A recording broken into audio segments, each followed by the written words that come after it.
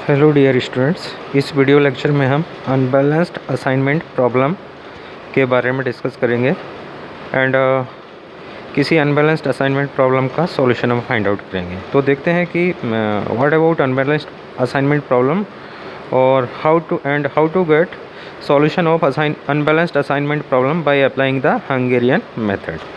तो सबसे पहले तो हम देखते हैं कि अनबैलेंस्ड असाइनमेंट प्रॉब्लम होता क्या है। तो जैसे कि मैंने बताया था कि बैलेंस्ड असाइनमेंट प्रॉब्लम क्या होता है कि उसका जो कॉस्ट मैट्रिक्स होता है वो स्क्वायर मैट्रिक्स होना चाहिए। अगर जो कॉस्ट मैट्रिक्स है या असाइनमेंट प्रॉब्लम का जो मैट्रिक्स गिवन है वो स्क्वायर होगा तो प्रॉब्लम बैलेंस्ड होगी, और अदरवाइज प्रॉब्लम अनबैलेंस्ड होगी। मीन्स दैट अगर मैट्रिक्स स्क्वायर नहीं है तो असाइनमेंट प्रॉब्लम कैसी हो जाएगी, अनबैलेंस्ड असाइनमेंट प्रॉब्लम हो जाएगी। तो ऐसी असाइनमेंट प्रॉब्लम को बैलेंस बनाने के लिए हमें क्या करते हैं, डमी रो या डमी कॉलम ऐड करते हैं।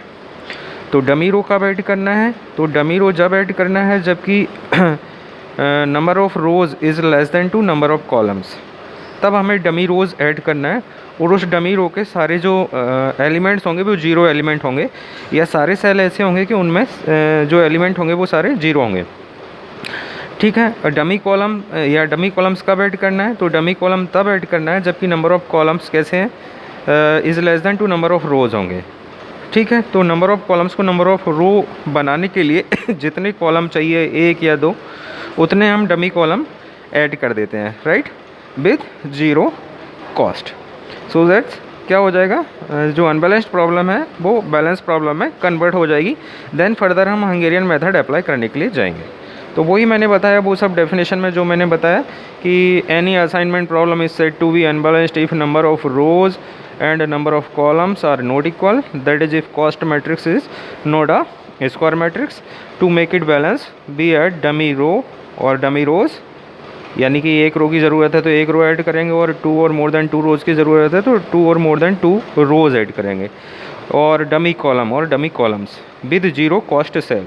These cells are treated the same way as the real cells and apply the Hungarian method to find solution. Okay. तो ये क्या था, ये अनबैलेंस्ड असाइनमेंट प्रॉब्लम के बारे में था और उसको कैसे बैलेंस्ड बनाएं। ठीक। तो अब यहाँ पे एक अनबैलेंस्ड असाइनमेंट प्रॉब्लम के ऊपर हम एक क्वेश्चन ले लेते हैं। प्रोसीजर सेम टू सेम ही है, just like balanced assignment problem, but initial जो प्रोसेस है स्टेप फर्स्ट में वो थोड़ा सा चेंज हो जाता है। तो देखते हैं, यहाँ पे हमने एक क्वेश्चन लिया है, there are four jobs to be assign to the machines, right. Four jobs to be assign to the machine, four job assign करना है। कितनी मशीन है देखते हैं हम, only one job could be assign to one machine, right. एक ही जॉब एक मशीन पर असाइन किया जा सकता है। The amount of time in hours required for the jobs in a machine are given in following matrix. तो टाइम मैट्रिक्स गिवन है ना, the amount of time in hours required for the jobs in a machine, जो job को machine पे करने के लिए जो टाइम रिक्वायर्ड है वो टाइम मैट्रिक्स गिवन है। तो टाइम मैट्रिक्स क्या है देखो, इधर लेफ्ट हैंड साइड में जॉब गिवन है और above the table machines given है। तो 1 2 3 4 जॉब्स हैं, A B C D and E 5 machines हैं। तो ये एक मैट्रिक्स गिवन है, टाइम मैट्रिक्स बोल सकते हैं। कितने बाई कितने का है, 4/5 का है। कितने बाई कितने का है, 4 रो 5 कॉलम्स हैं, 4/5 का है। Find an optimal assignment of jobs to machine to minimize the total processing time and also find for which machine no job is assigned. ये भी हमें पता करना है कि कौन सी मशीन ऐसी है जिस पर कोई ऐसा जॉब असाइन नहीं हो रहा है, क्योंकि 4 जॉब है, 5 मशीन पे असाइन करना है और एक मशीन पे केवल एक ही जॉब असाइन करना है। तो कम से कम एक मशीन तो ऐसी होगी जिस पर कोई जॉब असाइन नहीं होगा। तो we have to identify that machine, which one is that on that no job is assigned. Okay. What is total processing time to complete all jobs, what is total processing time to complete all jobs. अब हमने देखा है कि किसी job को किसी machine पे करने के लिए टाइम ये आवर्स में गिवन है, 4 आवर्स। अगर फर्स्ट जॉब ए मशीन पे करते हैं तो 4 आवर्स रिक्वायर्ड है, फर्स्ट जॉब बी मशीन पे करते हैं तो 3 आवर्स रिक्वायर्ड है। तो पहले तो हमें ऑप्टिमल असाइनमेंट फाइंड आउट करना, देन हमें वो total time optimal time find out करना है, तो वो further procedure same to same ही है। तो इसका सॉल्यूशन हम फाइंड आउट करते हैं स्टेप 1, सारी स्टेप्स। अब स्टेप 1 में थोड़ा सा आइडिया हमारा चेंज हो जाएगा। स्टेप 1 में हम देखते हैं, तो स्टेप 1 में हम सबसे पहले क्या करते हैं, स्टेप 1 में हम असाइनमेंट प्रॉब्लम का नेचर चेक करते हैं कि असाइनमेंट प्रॉब्लम आपका बैलेंस है या नहीं है। अगर बैलेंस है तो देन नो प्रॉब्लम, हम हंगेरियन मेथड अप्लाई कर देते हैं। बट अगर असाइनमेंट प्रॉब्लम बैलेंस नहीं है तो हम उसको बैलेंस बनाएंगे। तो यहाँ पे देखेंगे कि असाइनमेंट प्रॉब्लम बैलेंस है या नहीं है। देखिए 1 2 3 4 रोज़ हैं, 5 कॉलम्स हैं, तो यहाँ असाइनमेंट मैट्रिक्स कैसी है, अनबैलेंस्ड है। ओके, हमें पता चल गया मैट्रिक्स को देख के ही, तो अनबैलेंस्ड है। तो अब इसको क्या करेंगे, हम बैलेंस बनाएंगे। और बैलेंस बनाने के लिए क्या करना पड़ेगा, नंबर ऑफ रोज़ कम है कॉलम से, तो और कितनी रो कम है, एक रो कम है कॉलम से। तो एक रो अगर हम इसमें ऐड करते हैं तो ये 5/5 का हो जाएगा, यानी बैलेंस असाइनमेंट प्रॉब्लम हो जाएगी। तो इसीलिए हम एक डमी रो इसमें ऐड करेंगे। क्या करेंगे, we will add 1 dummy row with 0 cost elements. तो यानी कि 5वां जॉब हम 5वें जॉब के लिए एक डमी रो ऐड कर देंगे, सो दैट ये असाइनमेंट प्रॉब्लम क्या बन जाएगी, बैलेंस बन जाएगी। ओके, तो देखते हैं, हम एक डमी रो ऐड कर रहे हैं यहाँ पे। ये तो एज इट इज़ लिया था मैंने, अब मैं यहाँ पे एक डमी रो ऐड कर देता हूँ। राइट, तो ये डमी रो यानी कि 5वीं रो और डमी रो कैसा होगा, वो उसके सारे एलिमेंट कैसे होंगे, 0 एलिमेंट होंगे। कैसे होंगे, 0, यानी कि कॉस्ट कैसी होगी, ये 5th जॉब के लिए, जॉब 4 ही थे लेकिन एक 5th जॉब के लिए हमने डमी रो ऐड कर दी यहाँ पे। और ये क्या है, डमी रो, क्योंकि एक रो कम थी नंबर ऑफ कॉलम से और हमें मैट्रिक्स को स्क्वायर बनाना था। तो अब एक डमी रो ऐड कर दी, दैट इज़ 5th जॉब के लिए। तो ये 5/5 का मैट्रिक्स हो गया अब। तो now this assignment problem is balanced, क्योंकि ये 5/5 की हो गई। राइट, तो सबसे पहला प्रोसीजर, एक बेसिक कॉन्सेप्ट यही था कि सबसे पहले अनबैलेंस्ड असाइनमेंट प्रॉब्लम है तो उसको बैलेंस कैसे बनाए, तो ये इसका प्रोसीजर है। अब यहाँ एक रो कम थी तो हमने डमी रो ऐड कर दी 0 कॉस्ट एलिमेंट के साथ। अगर एक कोई कॉलम कम होता तो हम एक डमी कॉलम ऐड कर देते 0 कॉस्ट एलिमेंट के साथ। ठीक, बाकी जो स्टेप सेकंड से अब जो प्रोसीजर आएगा वो सेम टू सेम ही प्रोसीजर आ जाएगा जो बाकी हमने क्वेश्चंस में किया है। राइट, और एक और बात, ये जो सेल है 0 सेल, वो ऐसे इसी तरह ट्रीट करना है जो कि जस्ट लाइक अदर सेल्स, जो और बाकी सभी सेल हैं उन सेल की तरह ही हम ये 0 सेल को ट्रीट करेंगे। अब तो वहाँ से ये प्रोसीजर रिपीट हो जाएगा जो कि बैलेंस्ड असाइनमेंट प्रॉब्लम का हमने ऑप्टिमल सॉल्यूशन फाइंड आउट किया था, तो वैसा का वैसा है। अब स्टेप सेकंड में हम क्या करते हैं, reduce the cost matrix row wise. तो रो वाइज रिड्यूस करने के लिए प्रोसीजर सेम ही है कि रो में मिनिमम नंबर एलिमेंट आइडेंटिफाई करना है और उस minimum smallest element find out करना है और उस स्मॉलेस्ट एलिमेंट को उस रो के बाकी सभी एलिमेंट से सब्ट्रैक्ट करना है। तो यहाँ पे देखते हैं फर्स्ट रो में मिनिमम एलिमेंट कौन सा है, 2 है, तो इसको सभी एलिमेंट से सब्ट्रैक्ट करेंगे। 4 - 2 2, 3 - 2 1, 6 - 2 4, 2 - 2 0, 7 - 2 5। ऐसे सेकेंड रो में मिनिमम एलिमेंट स्मॉलेस्ट एलिमेंट कौन सा है, 10 है, तो 10 को सभी एलिमेंट से सब्ट्रैक्ट करेंगे। 10 - 10 0, 12 - 10 2, 11 - 10 1, 14 - 10 4, 16 - 10 6। अब यहाँ पे थर्ड रो में स्मॉलेस्ट एलिमेंट कौन सा है, 1 है, इस 1 को सभी एलिमेंट से सब्ट्रैक्ट कर देंगे। तो 4 - 1 3, 3 - 1 2, 2 - 1 1, 1 - 1 0, 5 - 1 4। नेक्स्ट फोर्थ रो में, तो फोर्थ रो में स्मॉलेस्ट एलिमेंट 6 है, इस 6 को सभी एलिमेंट से सब्ट्रैक्ट कर दीजिए। 8 - 6 2, 7 - 6 1, 6 - 6 0, 9 - 6 3 एंड 6 - 6 0। ओके, और जो फिफ्थ रो है, फिफ्थ रो में तो ऑलरेडी सभी एलिमेंट 0 हैं, तो वो सभी 0 0 0 आ जाएंगे। तो यहाँ पे ये मैट्रिक्स हमने रो वाइज रिड्यूस कर लिया। देन नेक्स्ट स्टेप में अब हम क्या करेंगे, इस मैट्रिक्स को कॉलम वाइज रिड्यूस करेंगे। तो कॉलम वाइज रिड्यूस करने के लिए हम कॉलम में स्मॉलेस्ट एलिमेंट देखेंगे और उस स्मॉलेस्ट एलिमेंट को उस पार्टिकुलर कॉलम के सभी एलिमेंट से सब्ट्रैक्ट कर देंगे। ये तो प्रोसीजर सेम ही है, बता चुका हूँ। तो ए कॉलम में देखते हैं स्मॉलेस्ट एलिमेंट क्या है, 0 है, तो ये जो 0 मतलब 0 को सभी एलिमेंट सब्ट्रैक्ट करेंगे तो सारे एलिमेंट एज इट इज़ ही रहेंगे। तो एक कॉलम अनचेंज्ड रहेगा, 2 0 3 2 0। सिमिलरली बी कॉलम में भी 0 है तो ये बी कॉलम भी अनचेंज्ड रहेगा, 1 2 2 1 0। सी कॉलम में भी 0 है तो सी कॉलम भी अनचेंज्ड रहेगा, सी कॉलम हो गया। डी कॉलम में भी 0 है तो डी कॉलम भी अनचेंज्ड रहेगा, 0 4 0 3 0। ई कॉलम में भी 0 है तो ई कॉलम भी अनचेंज्ड रहेगा, क्या 5 6 4 0 0। ओके, तो ये हमने क्या किया कि कॉस्ट मैट्रिक्स को, अपना जो टाइम मैट्रिक्स है यानी कि उसको हमने कॉलम वाइज रिड्यूस कर लिया। अब कॉलम वाइज रिड्यूस करने के बाद हम क्या करेंगे, स्टेप नंबर जो 4 है हमने उसमें ऑप्टिमल असाइनमेंट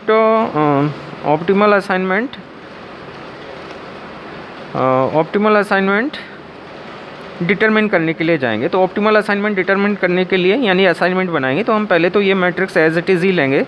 तो देखो ये एज इट इज़ मैट्रिक्स में नेक्स्ट स्टेप 4 में बना रहा हूँ। तो ये बन जाएगा 2 1 4 0 5 0 2 1 4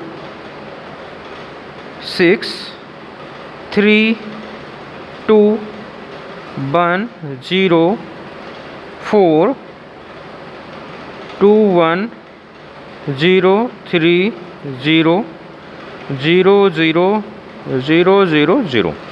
अब यहाँ पे हमें है ना ऑप्टिमल असाइनमेंट बनाते हैं। तो ये तो क्या है, देखो ये इधर तो जॉब्स हैं और इधर क्या है, मशीन्स हैं। ओके, तो ऑप्टिमल असाइनमेंट के लिए सबसे पहले अब जो ये जो प्रोसीजर है ये तो सेम टू सेम ही प्रोसीजर है कि सबसे पहले ऐसी रोज़ आइडेंटिफाई कीजिए जिनमें सिंगल 0 एलिमेंट प्रेजेंट है। तो देखो एक तो फर्स्ट रो है, फर्स्ट रो में एक ही 0 है, देन सेकंड रो है, सेकंड रो में भी एक 0 है, देन थर्ड रो है, थर्ड रो में भी एक 0 है, फोर्थ रो में 2 0 हैं, फिफ्थ रो में नंबर ऑफ 0 हैं 5 0 हैं। तो यहाँ 3 रो ऐसी हैं जिनमें एक सिंगल 0 एलिमेंट प्रेजेंट है। तो हम ऑर्डर में असाइनमेंट बनाने के लिए जाएंगे, यानी पहली फर्स्ट रो में बनाएंगे, देन सेकंड में, देन थर्ड में। उसके बाद फिर फर्दर हम रोज़ को देखेंगे कि चौथी या पाँचवीं में भी ये 1 2 3 में असाइनमेंट बनाने के बाद कि चौथी या पाँचवीं में भी एक सिंगल 0 प्रेजेंट है। अगर है तो चौथी पाँचवीं में बनाएंगे, नहीं तो फिर हम कॉलम वाइज आ जाएंगे असाइनमेंट बनाने के लिए। सेम टू सेम जो प्रोसीजर हम रो में करते हैं वैसे ही हम कॉलम में स्टार्ट कर देते हैं, ठीक है। तो सबसे पहले हम असाइनमेंट बनाते हैं फर्स्ट रो में। तो फर्स्ट रो में असाइनमेंट कहाँ बनेगा, ये यहाँ पे, और यानी कि कहाँ बन रहा है, इस 0 पे, और ये 0 कौन से कॉलम में है, यानी कि डी कॉलम में। या हम बोलें तो फर्स्ट रो में असाइनमेंट कहाँ बनेगा, 1D पे, 1D पे, यानी और ये 0 एलिमेंट कौन से कॉलम में प्रेजेंट है, डी कॉलम में। तो डी कॉलम के जो सारे 0 आ रहे हैं वो सब हम क्रॉस ऑफ कर देंगे। तो फर्स्ट रो में हमने असाइनमेंट बना लिया। देन हम सेकंड रो पे आते हैं। तो सेकंड रो में असाइनमेंट कहाँ बनेगा, 2A पे। ये 2A पे जहाँ असाइनमेंट बनता है उसको हम स्क्वायर ब्रैकेट में मार्क कर देते हैं, राइट। और जहाँ इसको असाइनमेंट नहीं बनेगा उसको क्रॉस कर देते हैं उन जीरोज़ को। तो ये सेकंड रो में यहाँ असाइनमेंट बना, और ये कौन से कॉलम में है, एक कॉलम में। तो एक कॉलम के बाकी सभी जो 0 हैं उनको क्रॉस ऑफ कर देंगे, यानी कि अब यहाँ असाइनमेंट नहीं बनेगा, राइट। ये बन गया। देन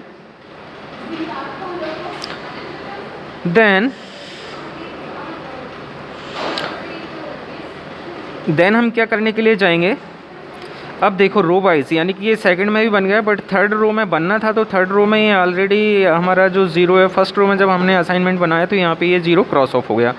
तो थर्ड रो में जब ये असाइनमेंट बनने नहीं जा रहा, तो अब बाकी है ना फोर्थ एंड फिफ्थ रो देखेंगे। तो फोर्थ में 2 0 हैं एंड फिफ्थ में 3 0 हैं। तो रो वाइज तो हमारे पास कोई पॉसिबिलिटी है नहीं है। तो अब हम क्या आएंगे, कॉलम वाइज प्रोसीजर हम क्या करेंगे, कॉलम वाइज रिपीट करेंगे प्रोसीजर। तो कॉलम वाइज के लिए अब ऐसे कॉलम देखेंगे जिनमें सिंगल 0 प्रेजेंट है, और उन कॉलम को आइडेंटिफाई करके उन कॉलम में हम असाइनमेंट बनाएंगे। जब हम कॉलम में असाइनमेंट बनाते हैं और जहां असाइनमेंट बनता है तो वो असाइनमेंट कौन सी रो में प्रेजेंट है, उस रो के सभी 0 हम क्रॉस ऑफ कर देते हैं। रो में बनेगा तो उस कॉलम के 0 क्रॉस ऑफ करेंगे, और कॉलम में बनेगा तो उस रो के 0 क्रॉस ऑफ करेंगे। ओके, तो हम आते हैं कॉलम में बनाने के लिए। तो देखो फर्स्ट कॉलम में तो ऑलरेडी बना हुआ है असाइनमेंट, बी कॉलम में सिंगल 0 प्रेजेंट है, तो यहाँ असाइनमेंट बनेगा। और सी कॉलम में 2 जीरो हैं एंड ई कॉलम में 2 जीरो हैं, तो वो बाद में ए बी पे असाइनमेंट बनने के बाद हो सकता है हमें और पॉसिबिलिटी मिल जाए। तो सबसे पहले तो यानी कि बी कॉलम में असाइनमेंट बनेगा, क्योंकि बी कॉलम में एक सिंगल जीरो प्रेजेंट है। तो हमने बी कॉलम में ये असाइनमेंट बना लिया, इसको स्क्वायर ब्रैकेट में बंद किया। अब जब बी कॉलम में असाइनमेंट बनेगा, जहाँ पे असाइनमेंट बना है वो असाइनमेंट कौन सी रो में है, उस रो के सभी जीरो को हम क्रॉस ऑफ कर देंगे। तो ये असाइनमेंट 5th रो में है, तो 5th रो के ये सभी जीरो हमने क्या कर दिया, क्रॉस ऑफ कर दिया, राइट। अब बी कॉलम में बनने के बाद आप बाकी कॉलम सर्च करते हैं कि वैसे कॉलम देखो जिनमें ये सिंगल जीरो प्रेजेंट हो। तो देखो सी कॉलम में एक ही जीरो है एंड देन ई कॉलम में भी एक जीरो है। तो सबसे पहले ऑर्डर में हम सी कॉलम पे असाइनमेंट बनाने के लिए जाएंगे। तो हमने ये सी कॉलम में असाइनमेंट बनाया यहाँ पे, ओके। और सी कॉलम में असाइनमेंट बनाया, वो असाइनमेंट कौन सी रो में है, उस रो के सभी जीरो क्रॉस ऑफ हो जाएंगे। तो ये 4th रो में ये हमने क्रॉस ऑफ कर दिया, ओके। यानी कि अब यहाँ पे ये ई का तो ऑलरेडी आपका ख़त्म हो गया है, क्योंकि ई पे जो असाइनमेंट बनना था वो सी पे असाइनमेंट बनने से ये ई का असाइनमेंट की पॉसिबिलिटी ख़त्म हो गई। तो फाइनली ये हमने क्या किया कि सारे असाइनमेंट बन गए। अब सभी रोज़ या कॉलम्स में कोई ऐसा अनमार्क्ड जीरो नहीं है जहाँ पे असाइनमेंट बन सकता हो, राइट। अब हम टेस्ट ऑफ ऑप्टिमलिटी के लिए जाएंगे कि हमारा ये असाइनमेंट है ऑप्टिमल है या नहीं है। टेस्ट ऑफ नेक्स्ट स्टेप बोल सकते हैं आप इसको, step number 5th, test of optimality. तो ऑप्टिमल कब होगा कि number of assignment is equal to number of rows और नंबर ऑफ कॉलम्स। तो यहाँ नंबर ऑफ रोज़ और नंबर ऑफ कॉलम्स कितना है, 5 है। But here number of assignment देखते हैं, नंबर ऑफ असाइनमेंट्स कितना है, देखो 1 2 3 and 4 and number of rows कितना है 5। तो which implies that 4 is not equal to 5। तो this assignment is not an optimal assignment, hence the assignment is not an optimal. तो ऑप्टिमल नहीं है तो फिर क्या करेंगे हम, इसको ऑप्टिमल बनाने के लिए जाएंगे। अब उसको ऑप्टिमल कैसे बनाना है, तो वो प्रोसीजर वो सेम टू सेम ही है जो पहले हमने बनाया था। चलिए फिर भी मैं वापस आपको प्रोसीजर बता रहा हूँ। पहले तो हम ये बना लेते हैं 5/5 का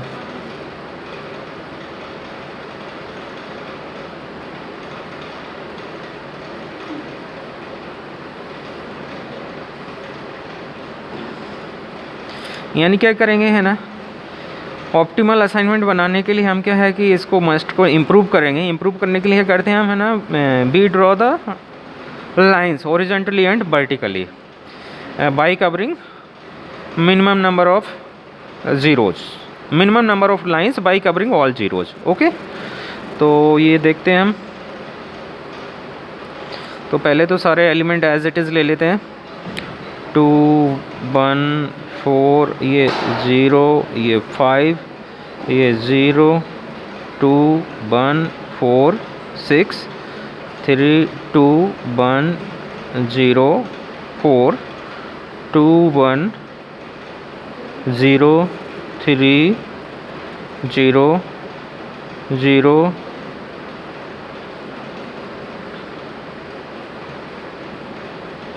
ठीक है, 1 2 3 4, ओके।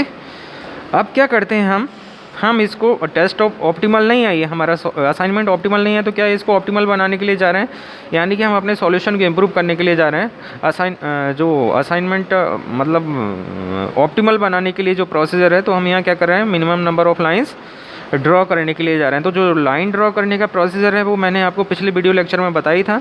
इस बार फिर अगेन मैं रिपीट कर रहा हूँ कि लाइन ड्रॉ करने के लिए हम क्या करते हैं, सबसे पहले ऐसी रो आइडेंटिफाई करते हैं कि जिसमें असाइनमेंट नहीं बना हो। तो देखो पहली रो में बना है, दूसरी में बना है, तीसरी में नहीं बना, चौथी में बना है, पाँचवीं में बना है, यानी कि थर्ड रो ऐसी रो है जिसमें कोई असाइनमेंट नहीं बना। तो इसको हम क्या कर देंगे, टिक मार्क कर देंगे थर्ड रो को।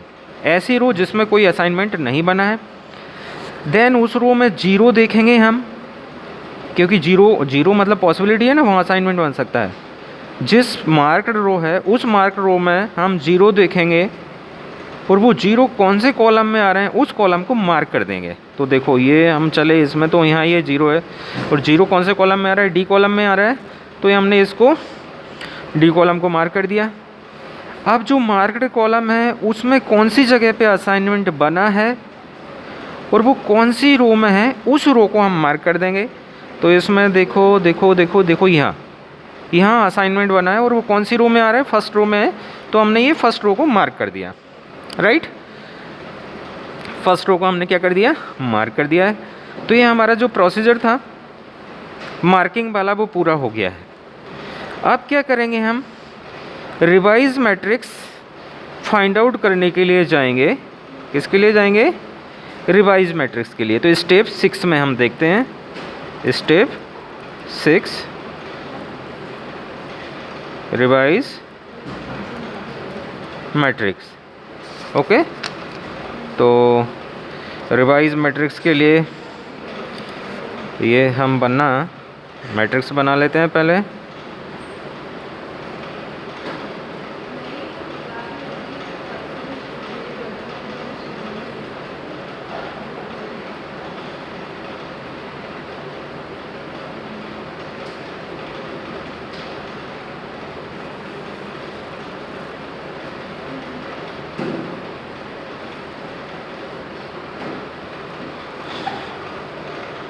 राइट, ये मैट्रिक्स को रिवाइज करने के लिए हम जा रहे हैं। तो यहाँ पे वापस ये जॉब्स हैं, तो वो इधर 1 2 3 4 5 ये मशीन्स हैं, A B C D E।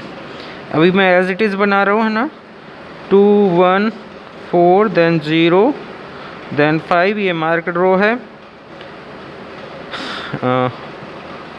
Sorry revise matrix के लिए 1 मिनट। अब अभी मैं यही लाइन खींच देता हूँ, जो है असाइनमेंट बनने के बाद मैं लाइन और ड्रा कर देता हूँ ना, फिर उसके बाद मैं देन रिवाइज मैट्रिक्स पे आएंगे। ये लाइन तो हमने खींच लिया था यहाँ पे, इसी को देखो टेस्ट ऑफ ऑप्टिमलिटी में रिवाइज मैट्रिक्स। ये रो को अभी मत देखना, मैं इसको चेंज करने जा रहा हूँ। तो पहले हमने क्या किया था, मार्क्ड रो, यानी कि फर्स्ट एंड थर्ड मार्क रो है और मार्क्ड कॉलम कौन सा है, डी वाला।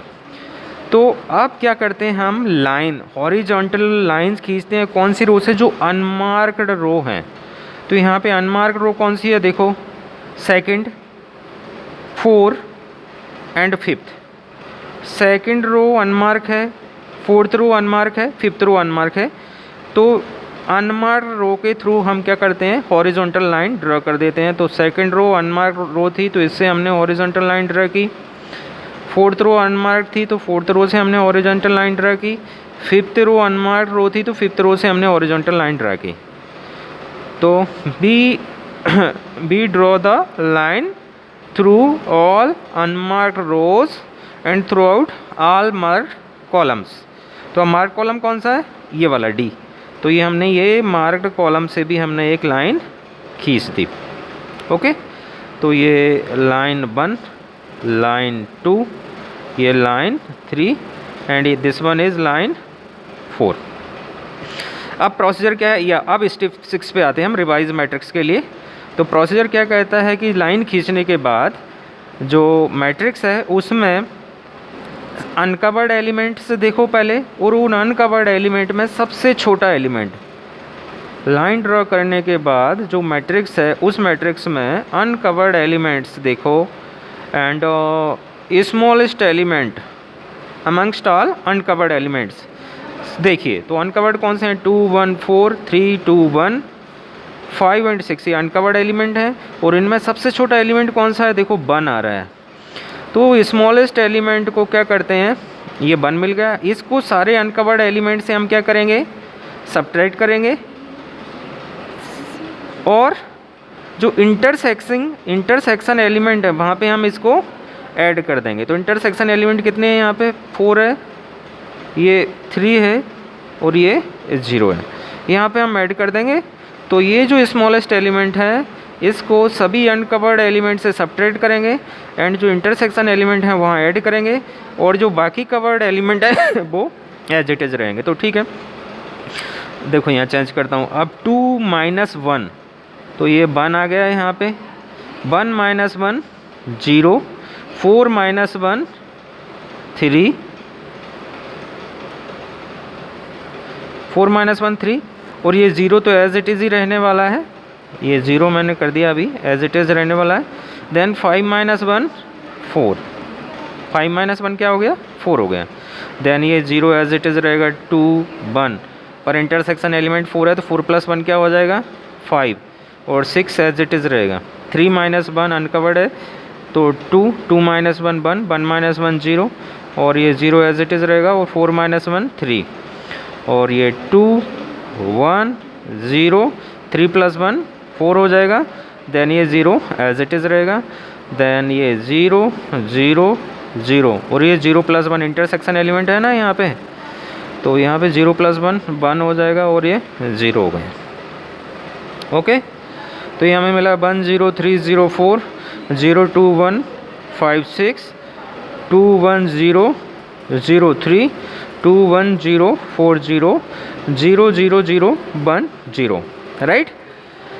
तो ये रिवाइज मैट्रिक्स बन गया। अब इस रिवाइज मैट्रिक्स में हम क्या करते हैं, अगेन असाइनमेंट बनाने के लिए जाएंगे।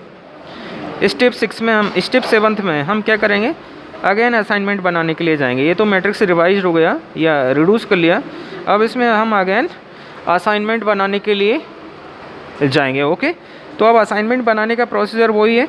तो सबसे पहले तो क्या है कि ऐसी रोज़ आइडेंटिफाई कीजिए जहाँ पे सिंगल 0 प्रेजेंट है। तो ऐसी रो कौन सी है, देखो इसमें तो 2 0 प्रेजेंट है, एक ही 0 प्रेजेंट है सेकंड रो में, तो ये सेकंड रो। देन थर्ड में 2 0 हैं, फोर्थ में 2 0 है एंड फिफ्थ में तो ओनली सेकंड रो हमारे पास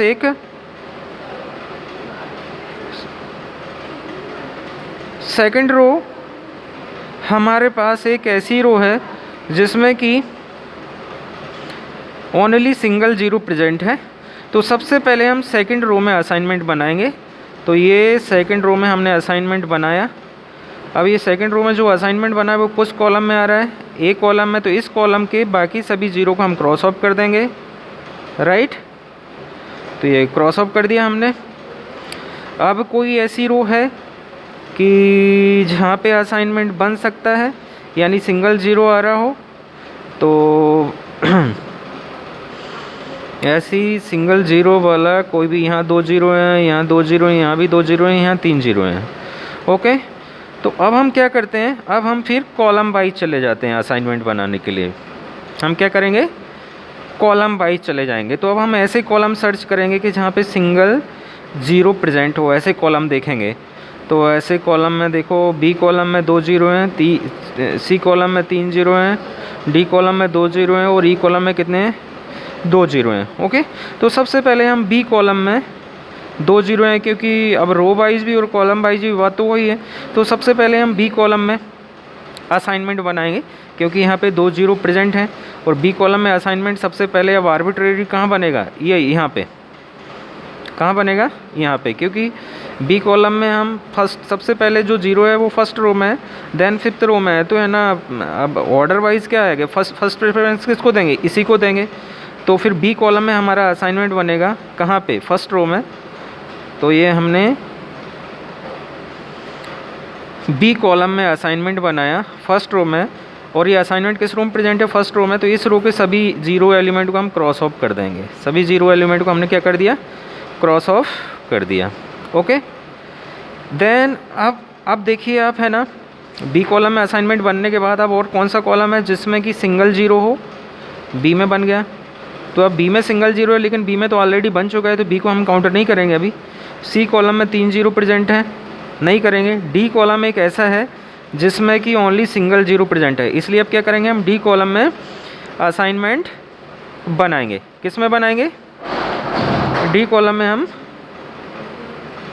असाइनमेंट बनाएंगे। ओके, तो अब हम डी कॉलम में असाइनमेंट बनाने के लिए जा रहे हैं। तो ये मैंने डी कॉलम में असाइनमेंट बनाया यहाँ पे, तो देन ये कौन सी रो में आ रहा है? ये आ रहा है आपका थर्ड रो में। कौन सी रो में आ रहा है? थर्ड रो में। तो इस रो के बाकी जो एलिमेंट हैं वो आपके क्रॉस ऑफ हो जाएंगे। अब कोई ऐसा जो है कि ऐसा आपको दिख रहा है कॉलम जिसमें सिंगल जीरो प्रेजेंट है, तो यहाँ पे आपका फोर्थ एंड फिफ्थ कॉलम है। फोर्थ कॉलम में कितने हैं? 2 जीरो प्रेजेंट है। और फिफ्थ कॉलम में कितने हैं? सॉरी, सी कॉलम में सबसे पहले हम देखेंगे बी कॉलम में ये जीरो है 1 प्रेजेंट, तो ये तो यहाँ तो बनेगा नहीं। सी कॉलम में 2 जीरो प्रेजेंट है एंड ई कॉलम में 2 जीरो प्रेजेंट है। तो सबसे पहले हम क्या करेंगे है ना, सी कॉलम को चॉइस करेंगे। अब सी कॉलम में सबसे पहले असाइनमेंट ये जीरो और ये जीरो में से हम कौन से पे बनाएंगे? जो पहले ऑर्डर में प्रेजेंट आ रहा है, फोर्थ रो में आ रहा है और इसमें असाइनमेंट नहीं बनाया ऑलरेडी। तो सी थर्ड कॉलम में हमारा असाइनमेंट बनेगा यहाँ पे, क्योंकि जब सिंगल जीरो नहीं होता है तो फिर हम ऐसे कॉलम या रो सर्च करते हैं जहाँ 2 जीरो हैं और उनमें से भी फिर एक में 2 हैं, एक में 3 है, तो फिर हम असाइनमेंट कहाँ बनाने के लिए जाएंगे? जिसमें 2 जीरो प्रेजेंट है और या जिनमें दोनों ही कॉलम में 2 हैं, तो जो ऑर्डर में फर्स्ट आ रहा है। ओके, तो ऑर्डर में फर्स्ट कौन सा आ रहा था? सी आ रहा था, ई बाद में आ रहा था, इसलिए पहले हमने सी कॉलम चूज किया है। और सी कॉलम में भी 2 जीरो हैं, तो उन जीरो में से असाइनमेंट कहाँ बनेगा? जो जीरो ऑर्डर में पहले फर्स्ट आ रहा है, तो यानी कि फोर्थ रो में जे जीरो आ रहा है, फिफ्थ में ही आ रहा है, तो ये पहले असाइनमेंट यहाँ बनेगा। और ये ये हमारा किस रो में आ रहा है? फोर्थ में। तो इस रो के सारे जीरो क्रॉस ऑफ हो जाएंगे। ओके, तो हमारा ये असाइनमेंट बन गया। आप क्या करें, आप अगेन ऐसी रो सर्च कीजिए कि जहाँ पे सिंगल जीरो आ रहा हो, सॉरी कॉलम, ऐसा कॉलम सर्च कीजिए जहाँ सिंगल जीरो आ रहा हो और वहाँ असाइनमेंट ना बना हो। तो बी कॉलम में जीरो आ रहा है बट यहाँ ऑलरेडी बी कॉलम असाइनमेंट बन चुका है। सी कॉलम में भी सिंगल जीरो आ रहा है बट सी कॉलम में भी असाइनमेंट बन चुका है। डी कॉलम में कोई जीरो नहीं है। ई कॉलम में जीरो आ रहा है बट यहाँ असाइनमेंट नहीं बना है, तो अब असाइनमेंट हम कहाँ बनाएंगे? यहाँ ई कॉलम में असाइनमेंट बनाएंगे। और अब असाइनमेंट ई कॉलम में यहाँ बना, और ये कौन सी रो में है? फिफ्थ रो में है, तो इस फिफ्थ रो के सभी जीरो को हम क्रॉस ऑफ कर देंगे। ठीक, तो फाइनली हमने ये असाइनमेंट बना लिया है। अब वापस हम ऑप्टिमलिटी टेस्ट करेंगे। तो ऑप्टिमलिटी टेस्ट के लिए क्या होना चाहिए कि total number of assignment must be equal to number of rows और नंबर ऑफ कॉलम्स। तो यहाँ कितने असाइनमेंट बने हैं देखो, 1 2 3 4 एंड 5। टोटल असाइनमेंट कितने बन गए? 5। 1 2 3 4 5, तो जो कि नंबर ऑफ रोज और नंबर ऑफ कॉलम्स के इक्वल है। तो ये ऑप्टिमल असाइनमेंट हो गया हमारा। ओके, तो चलिए टेस्ट ऑफ ऑप्टिमलिटी अगेन हम लगाएंगे स्टेप 7th में। Step 7th, as here number of assignments is equal to